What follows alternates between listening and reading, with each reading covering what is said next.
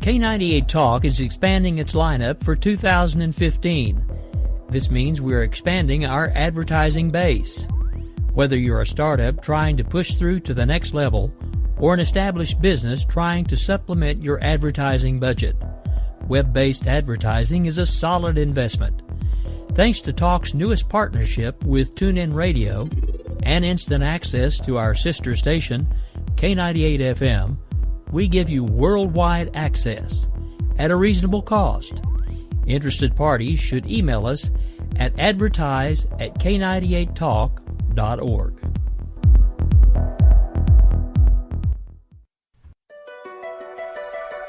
The leader in talk radio on the Internet, right here on K98 Talk and the Spark Radio Network.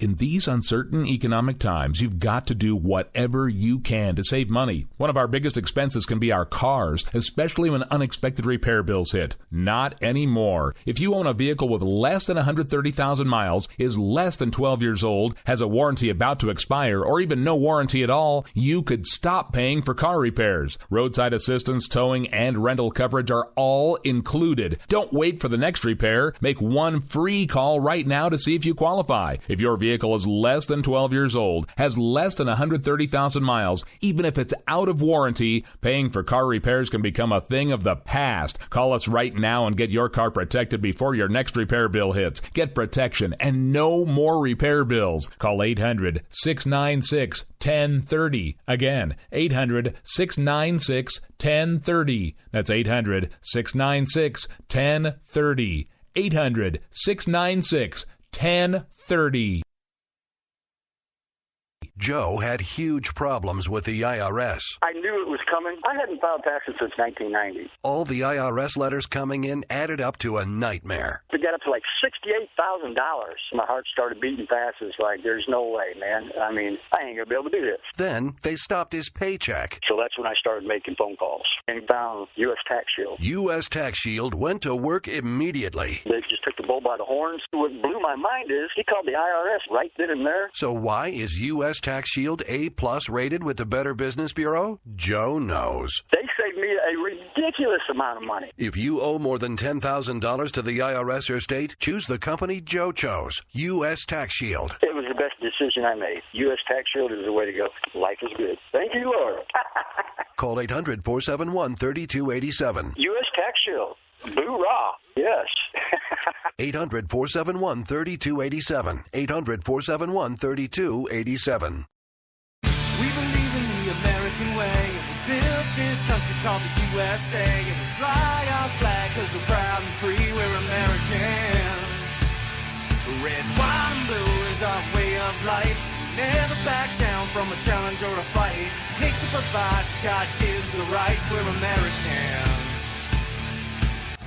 We fish the waters and we hunt the lands. We forge the steel with our own two hands. With what we've got, we do the best we can. We're Americans. It's time now for the Conservative Curmudgeon Radio Show on K98 Talk. Now, here's Grouchy. Good evening, everybody. Welcome to a very special edition of the Conservative Curmudgeon Show. Tonight, we're going to be discussing human and sex trafficking, and we're dedicating the whole hour to this. Why? Well, first of all, it's a very important topic, and it needs more light put on it. It needs more effort put into it to end it, and it needs to all happen a year ago, or 10 years ago, or even 20 years ago, because it's ridiculous that this is going on today in this world. And to that end, we're going to be bringing in a very special guest, and we're just going to go ahead and, as soon as Katie gets online, we're going to bring Katie on. Katie works with trafficking victims in helping them, and she's going to offer her insight and knowledge into what she sees and what they need from that end of the aspect. I'm going to be handling more of the geopolitical end of this aspect, So if you want to call in and, you want to make donations, you want to help somehow, Katie's going to be the expert to tell you how to do that. If you have questions about the rule of law and how it does or doesn't function related to this topic, I am by no means an expert, but I will do my best to field your questions. And if I don't have the answer, I will tell you I don't have the answer, but I will find that answer for you and get back to you with it. As always, the call lines are open throughout the entire show. And that number is 408-681-8255. That's 408-681-8255. Now, before we get rolling into the details of tonight's show, thank you those of you that are still with us and tuning in, left over from America Off the Rails with the Rowdy One, Rick Robinson. I want to remind everybody that you are tuned in to K98Talk.com. It is Wednesday, which means you get the big trifecta of conservative talk. You just left Rowdy Rick. You're on with me now. And then coming up, you get Bunny and Jason. So you can't lose right here on Wednesday nights with K98 Talk. And I am told that Katie is online with us now. So Katie, good evening. How are you tonight? Good evening. Thank you for having me on. Absolutely. It is a pleasure. I don't know if you got to hear the brief intro I gave you, but go ahead and tell us a little about what you do. And if you want to mention specifically where you do it, that is perfectly fine too. And what you see on your end of this spectrum of this horrible, horrible crime of human/sex trafficking. Well, I work with victims in South Florida, and I work with Glory House of Miami. We are a home that we don't have a home yet, but what we do is we service the girls right now. We are basically fully funded, and what that means is we're not relying on any governmental grants, because a lot of them have stipulations like you have to take the girls to Planned Parenthood if they're pregnant, and we don't, we're faith-based. We don't believe in that. So, yeah, okay, great. I think what I see is the main issue is that they have nowhere to go. They're seeking shelter. They're seeking, just their basic necessities, their needs to be met. And traffickers, also known as pimps, they meet those needs. They're also looking for love. They don't get that at home. So, that's what they're seeking. So, we see a lot of American citizens. We haven't really come across any labor trafficking victims down here. But I know that's common in other areas like Virginia and New York. But yeah, it's a major I noticed issue. Last night you pointed out the home in Virginia in Charlottesville. That was a nonprofit, much like you guys.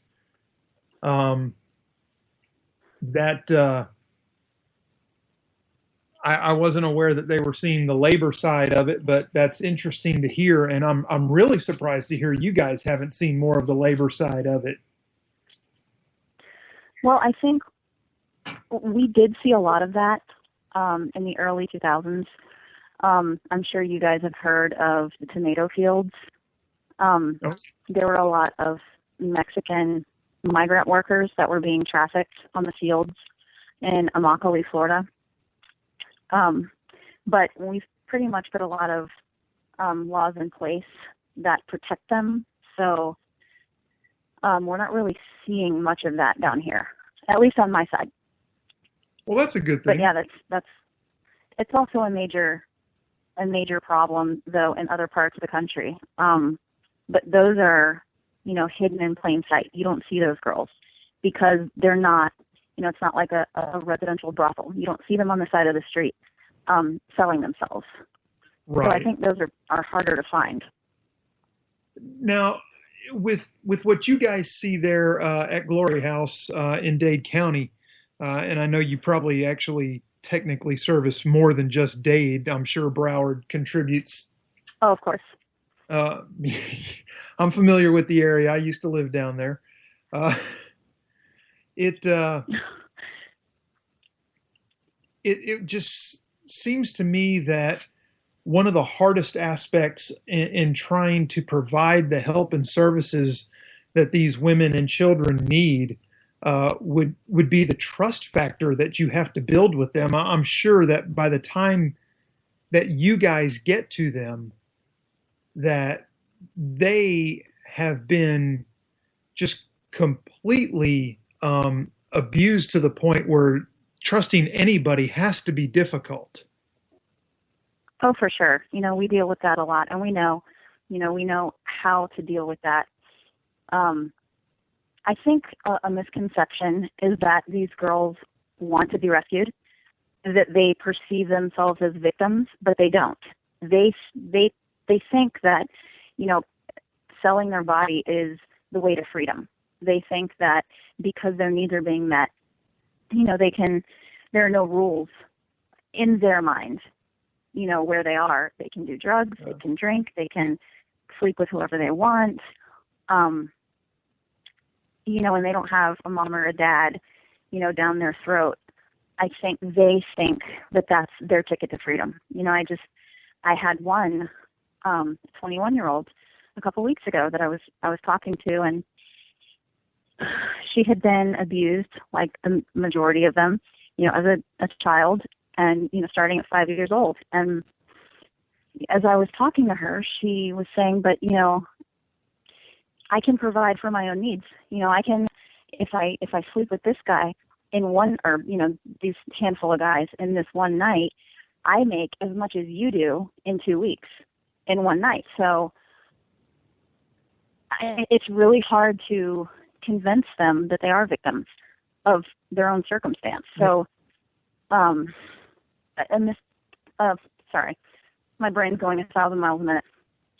A misconception about what people think when we go into, when we are able to contact the girls is, "Oh, thank God you're here. Thank God you're rescuing me. Oh, this is so great.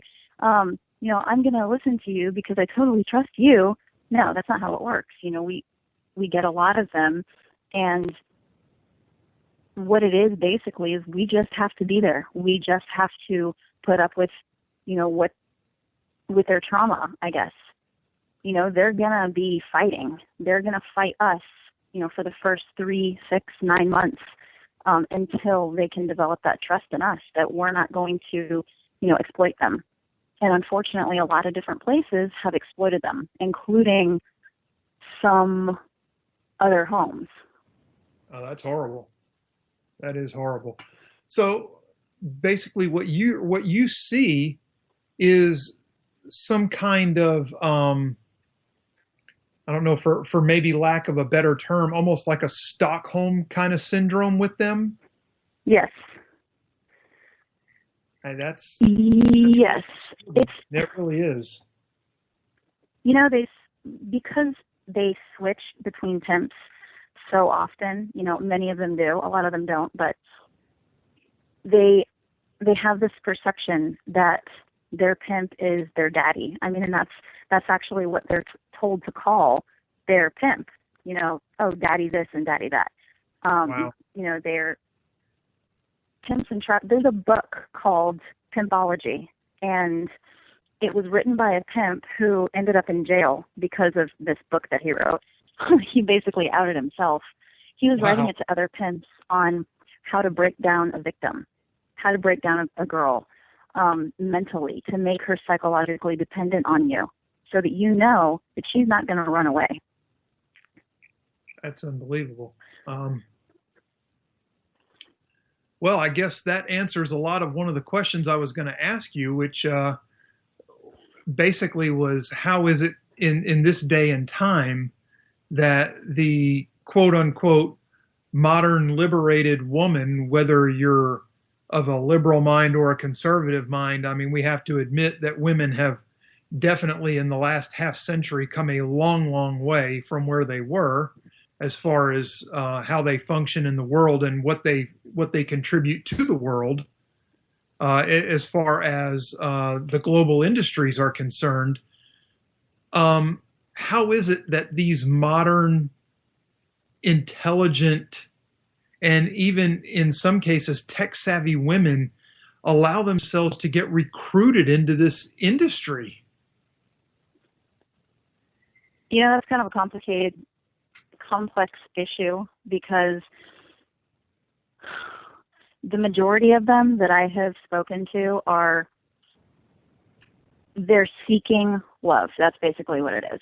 I mean, you know, these are not people who are completely fulfilled with high self-esteem that go, hey, I'm going to go out there and sell my body and, you know, allow myself to be prostituted by some other guy who's threatening to kill my family if I try and run away. You know, that's what they're seeking is ultimately love, something that they never got as children. You know, they've been sexually abused, physically abused, emotionally neglected, you know, their entire lives. And that's, I mean, at that moment in their life as a teenager, you know, when, you know, that's when young girls and boys, but I'm speaking of girls because that's what we deal with.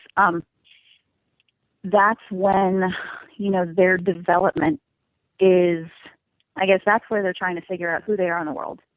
So Sure. When you break it down psychologically, they're trying to find any which way to fulfill that void.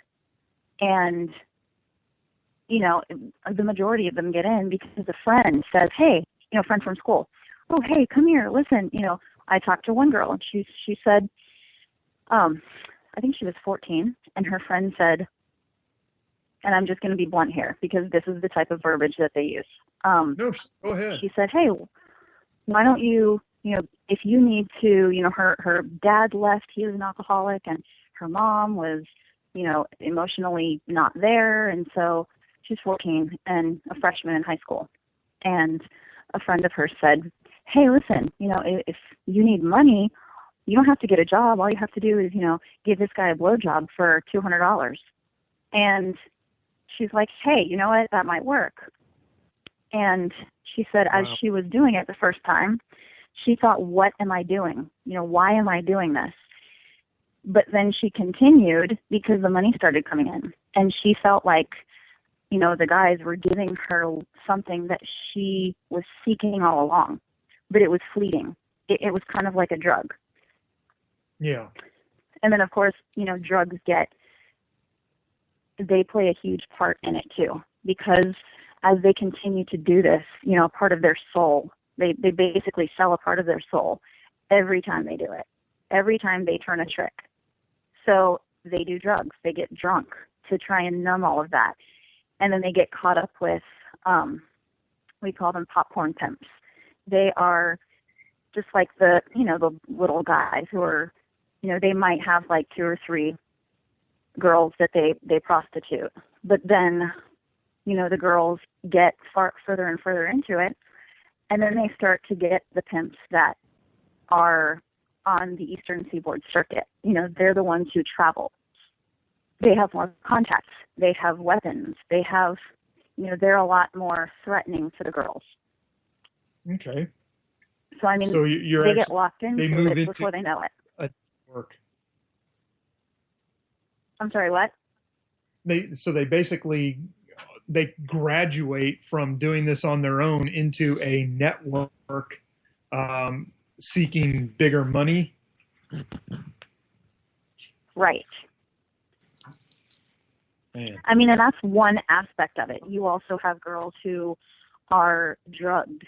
You know, oh yeah, they might run away. And then right. Or they might be hanging out with some friends at a party, and, you know, somebody spikes their drink, and then that's it. You know, then they take them to a brothel, and they might rape them, you know, 50 times in one night to try and break them down. One of the pimps told police that I don't understand trafficker mentality, but this kind of gives you a little insight into the depth of the evil. The pimps said, or this one pimp told the cops that arrested him, the younger the girl is, the easier it is to break her down, the less time it has to take. It takes between 7 to 10 days to take a 12 to 14-year-old, brutally rape her over and over and over again, beat her, handcuff her to a bed for 7 to 10 days. And as soon as you see this certain look in her eye where she's just looking straight through you, you know you have her. Wow. I don't even know what to say to that. That's unbelievable. Now, okay. And again, these are details that people don't want to hear. These are details that people think, oh, that might be like once in a blue moon. No, this is happening daily. Right now, every minute, a girl is being sold. A young preteen girl is being sold. Right. And just to give people an idea, according, and in all fairness, let me go ahead and disclose that Katie and I have discussed this show a couple of times before going live on the air with it. We've discussed some of the things that I looked into for research, and we're going to disclose some of that to you starting right now, actually. What Katie was just talking about, a girl being sold every minute, that's basically a pretty darn accurate number according to the United Nations and the United States, who have both done extensive studies on this topic. And unfortunately, I think they've done more in the way of study than they have done prevention. But we'll get into that a little later.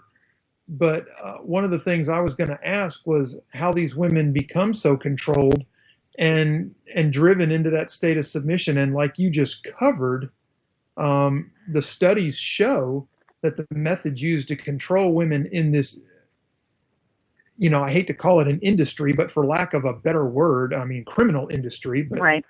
It is that. But basically, the methods used to control these women are denial of freedom and movement.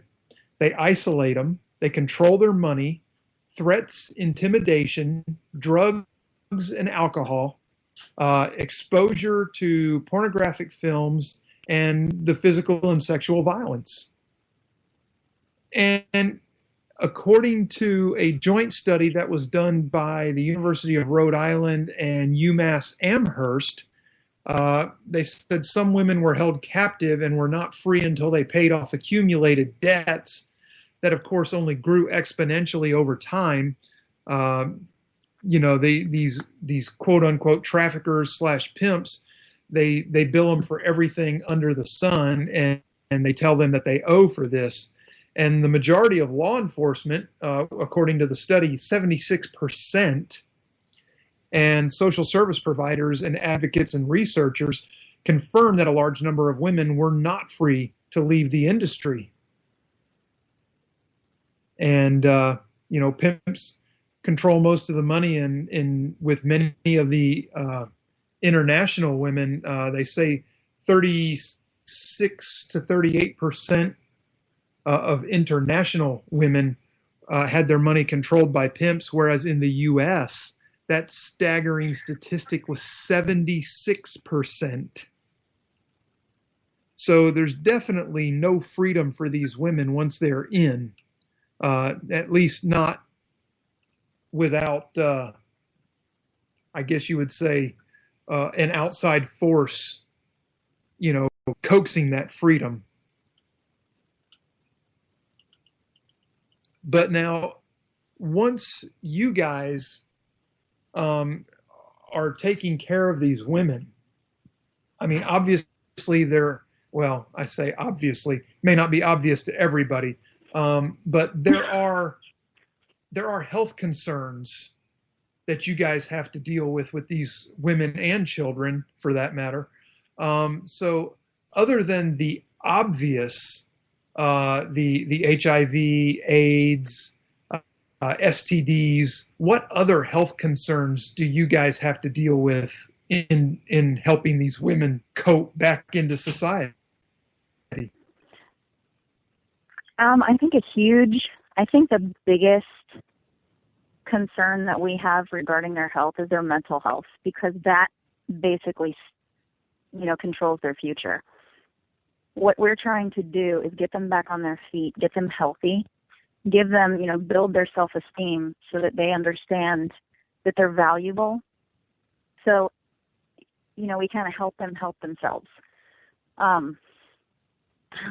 I think the STDs and the physical health issues are the least of our worries, because, if the pimp still has them psychologically wrapped up, they're going to go back.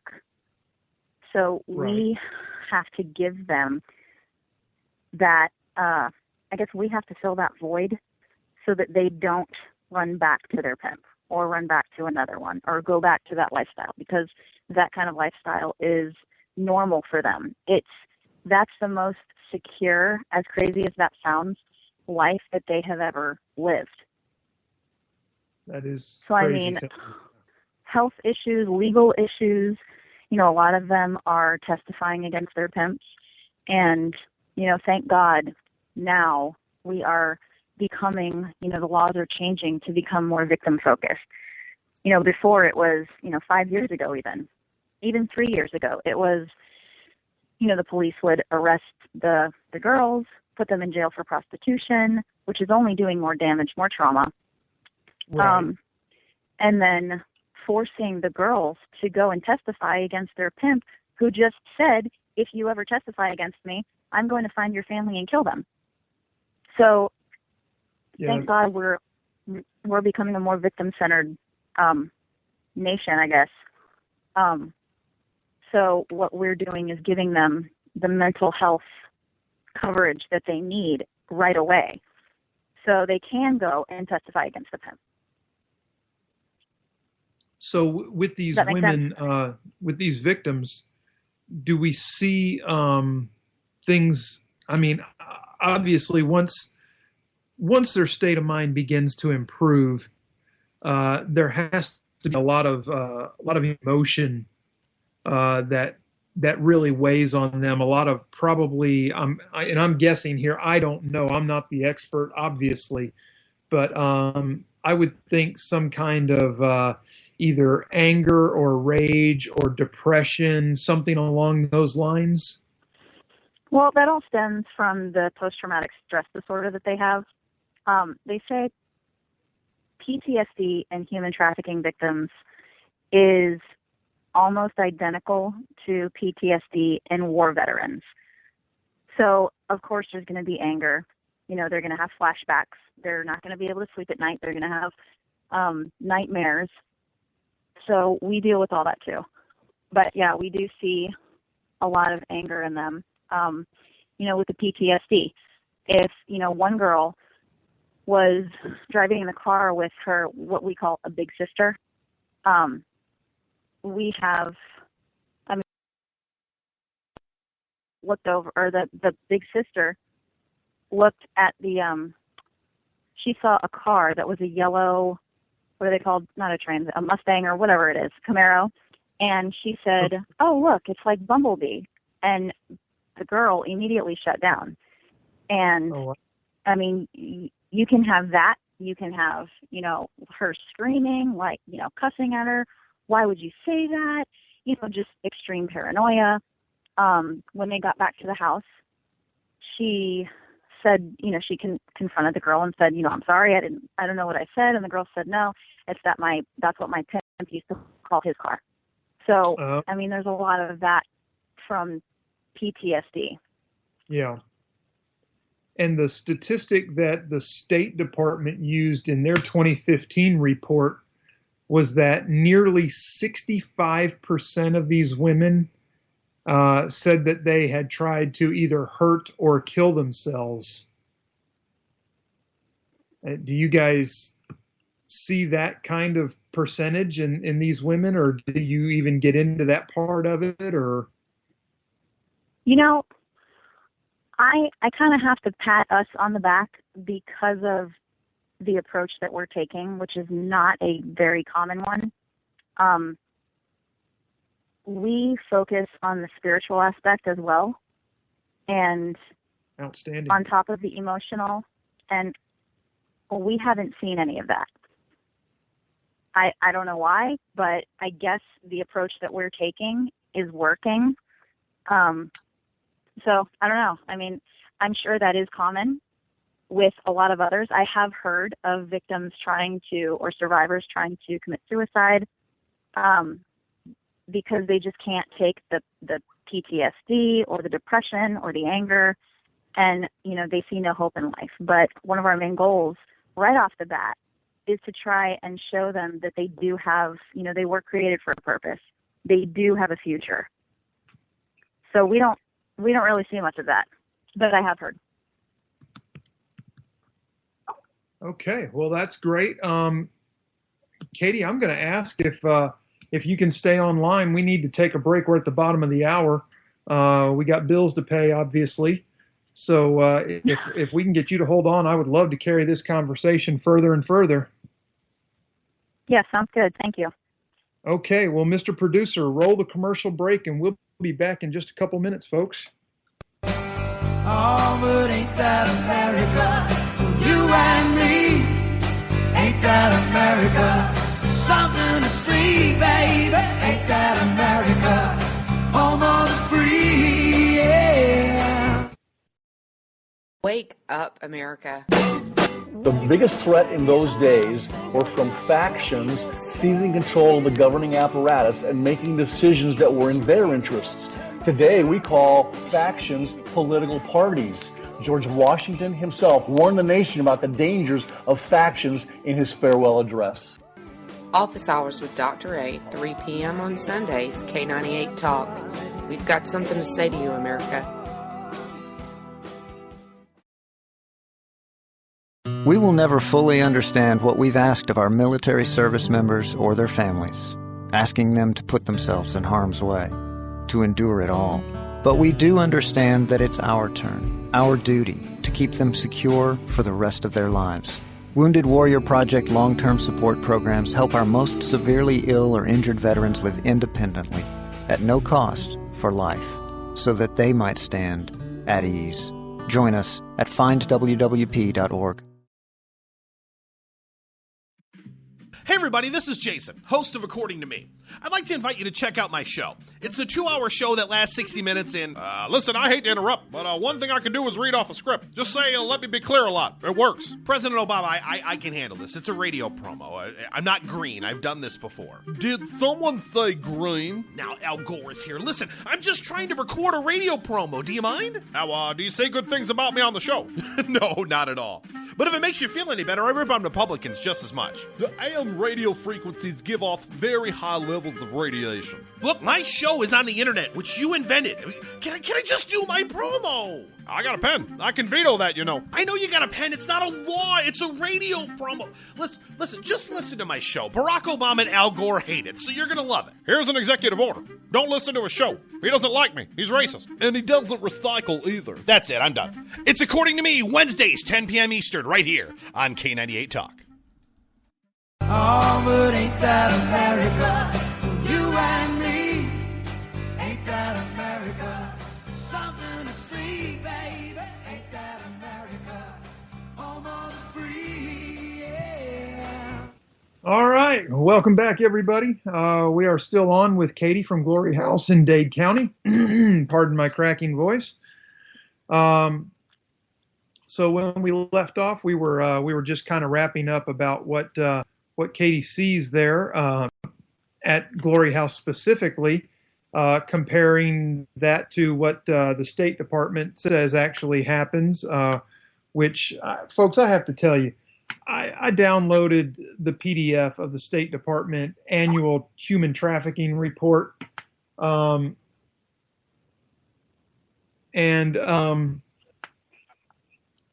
I just, after looking at their report and that's what it really reminded me of. Was it reminded me of a middle school book report.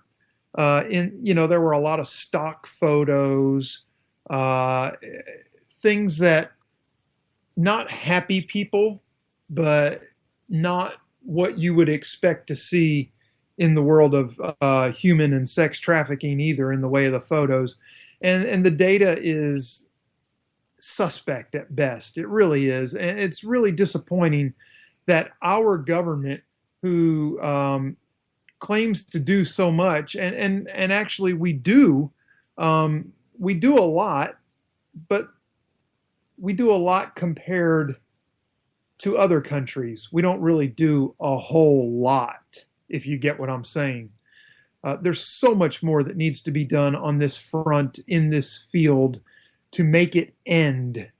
And it does. It needs to end, and the sooner the better. Yesterday wouldn't be soon enough. Now, Katie is still with us. Katie, without going into huge specifics, Glory House sees roughly how many victims a year come through your doors? Oh, man. Just ballpark it.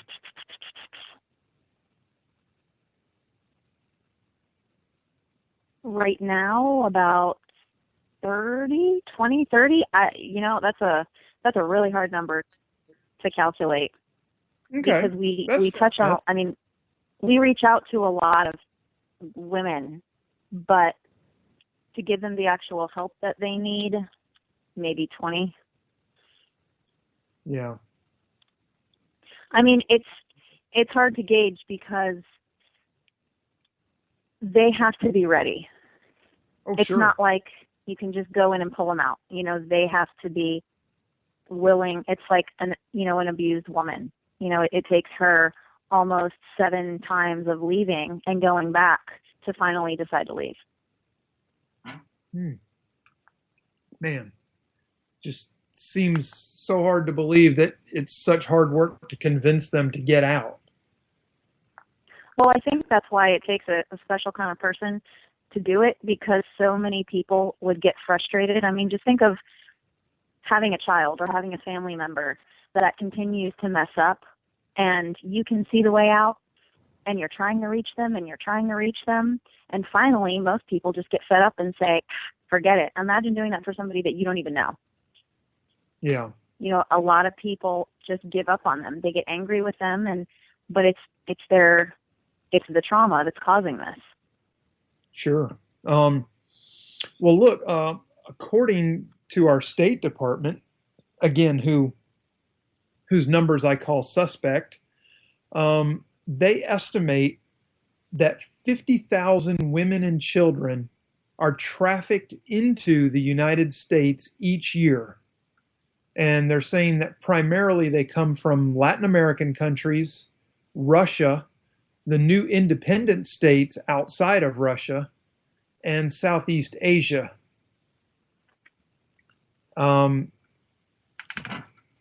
This is the International Organization of Migration that attempts to estimate these numbers of trafficked women in Europe and the European Union, and concluded that accurate numbers are not possible in Europe. So they won't accurate even numbers are not take a possible stab here at it. either. I'm sorry, say that again, Katie?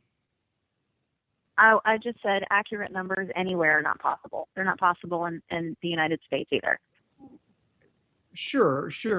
I get that, a lot of these, well, let's see what this says right here. INS, our Immigration and Naturalization Service, says that last year alone now, they discovered over 250 brothels in 26 different cities that involved trafficking. And the INS uses reports that are often a combination of their field reports and newspaper accounts. Now, folks, this is how bad this is, okay?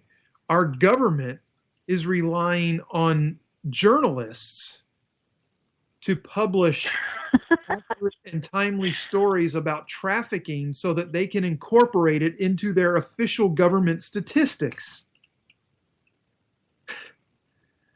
This is tell me that doesn't raise a huge red flag. Yeah, that's a problem.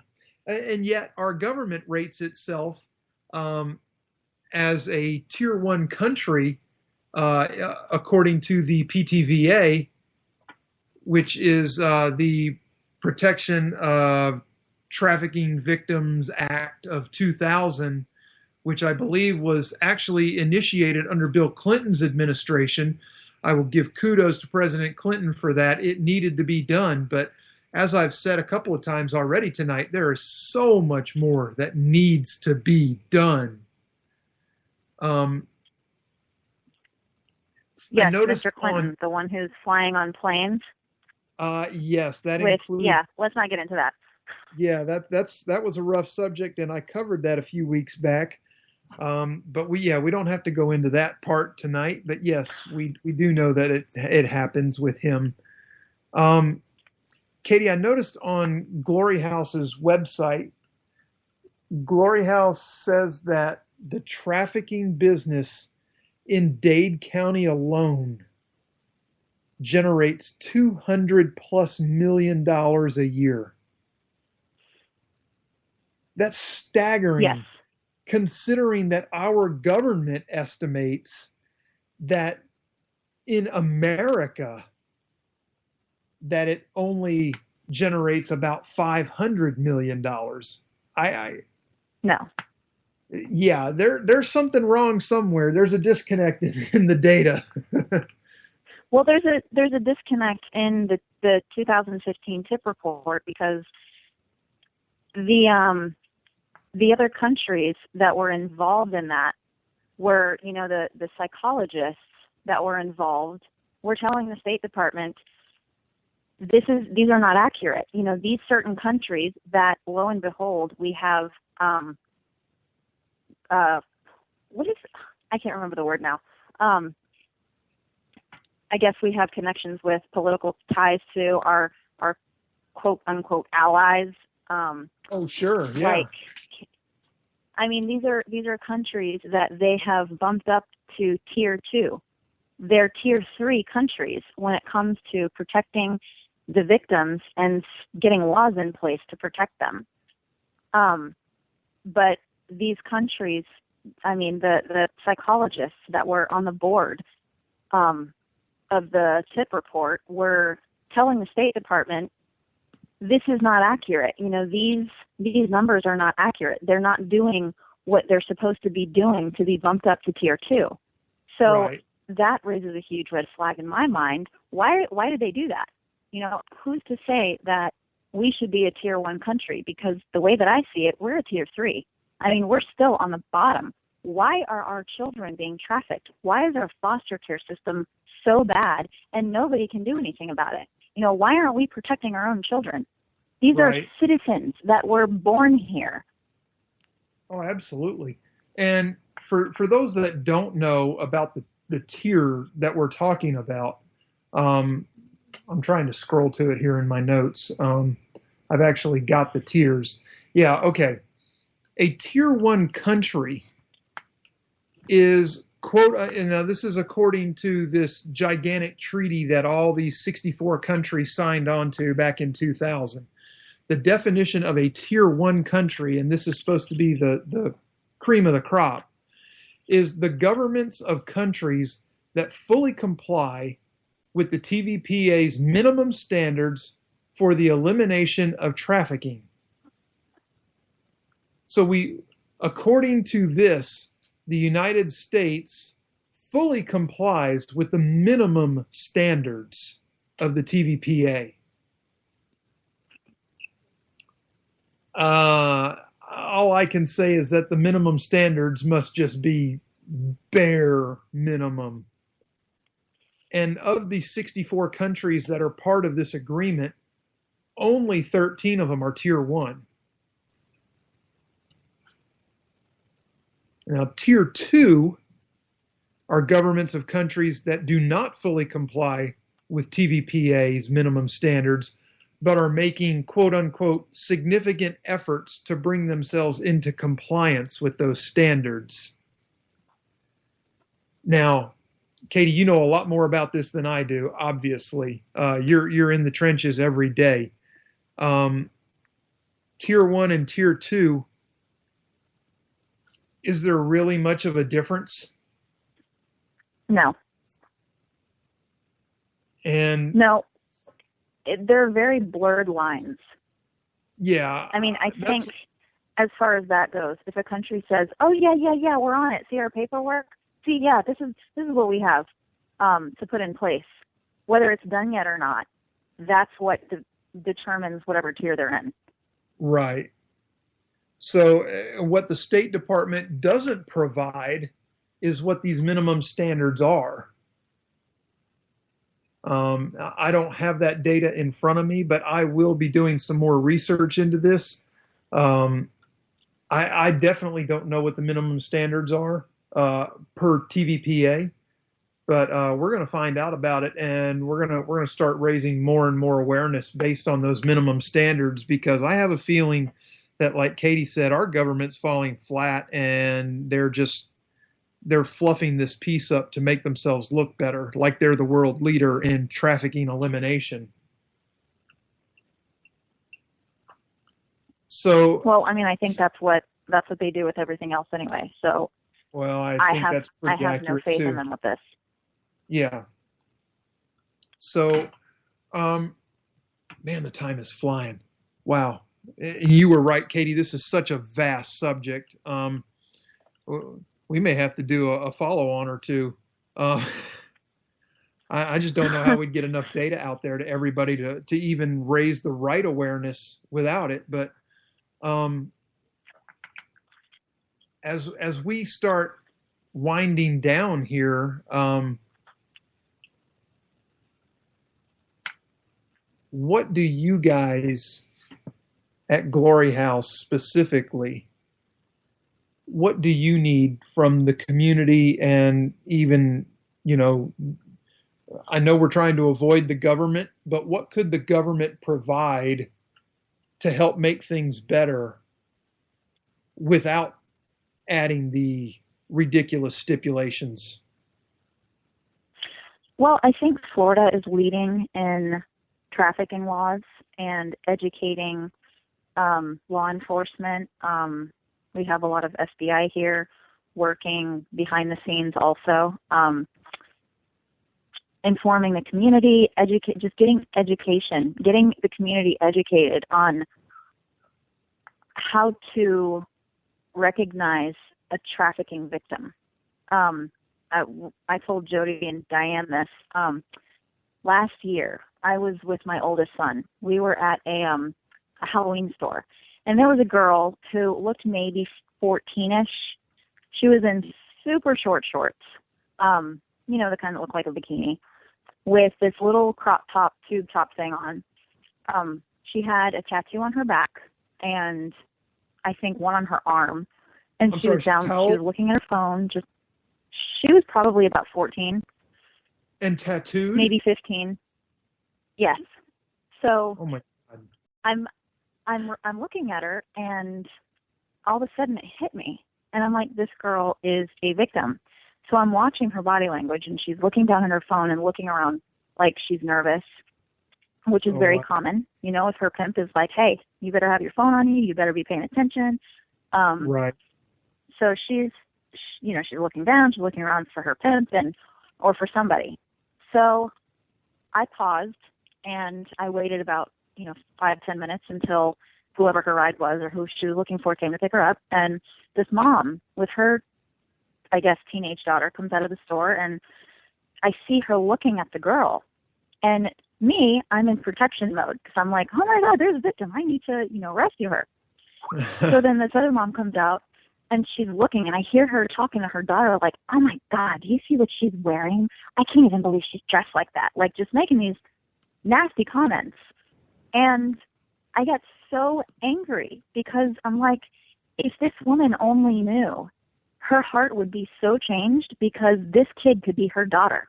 You know, she could be, this is somebody's daughter that she's looking at mocking, and she doesn't even realize that this girl is locked up in human trafficking. So she gets in her car and she leaves. So then finally, of course, this pimps out, no pun intended, Escalade drives up with this guy who is obviously a pimp. He comes up, she gets in the car, and they pull away. I take a picture of the license plate. I call the police, make a report, all that. But educating the community is crucial, because if I was not the only one to call, I'm sure that girl would have been saved. But, you know, they had to take my phone call and then send somebody out to maybe talk to me, and it took them like 45 minutes. I mean, it was, if other people can start to recognize this, we could save a lot more people. I mean, that's one aspect, is just educating yourself. Therefore, you can educate other people. And money. Basically, the community needs to donate. I mean, you know, I don't want to sound like a preacher and you have to give all your money to the church. But really, if you want to see these girls, if you want to see your community abolish slavery today, you have to be willing to give up some money or donate your time at these places. I mean, become a volunteer. We have to, you know, it takes money to run a house. You know, this doesn't just come for free. And I noticed on Glory House's website, you're just about all volunteers there, aren't you? Oh, yes. So that's, that's and the psychologist is pro bono. The doctor, the dentist, the lawyer that we use, I mean, you know, these people are donating their time for free to help these girls. And we're getting pushed up against the time block here, but I've noticed that you guys also do have some corporate partners. You know, for anybody out there that's running a business, you don't have to be a Bloomingdale's.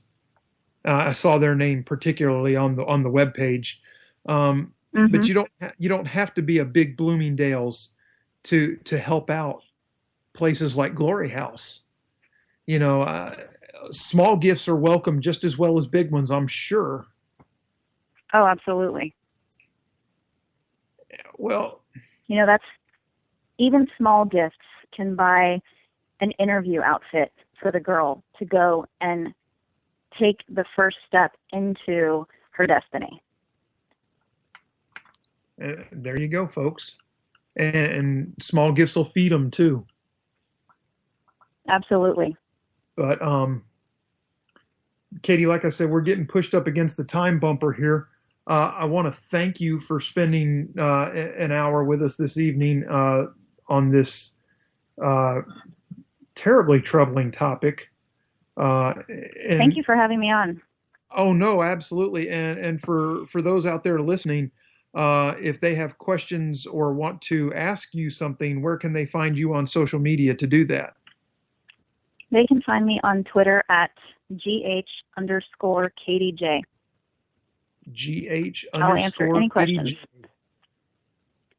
Okay, folks. Well, there you have it. Katie, again, thank you for coming on tonight and spending the time. I would love to put a follow-on show together with you in the near future. We can delve a little deeper into this, and maybe I won't occupy you for the whole hour, but I would definitely love to raise more awareness on this topic. And like I said, it really just needs to stop, and the sooner the better. So absolutely. Again, live from Dade County, Katie, thank you again. And folks, I am going to be kicking the ball here. It is time to welcome Jason DeWilkins with According to Me. I'm not sure if Bunny's with him tonight, but I hope so. And I will see all of you next week live right here on the Conservative Curmudgeon Show. Thank you for tuning in, and don't forget to contact, if not Glory House in Miami, find some nonprofit, local, that's helping these trafficking victims, and do what you can for them, folks. Absolutely, I cannot stress it enough.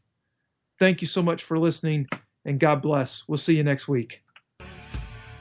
Red, white, and blue is our way of life. We never back down from a challenge or a fight. Nature provides, God gives the rights. We're Americans.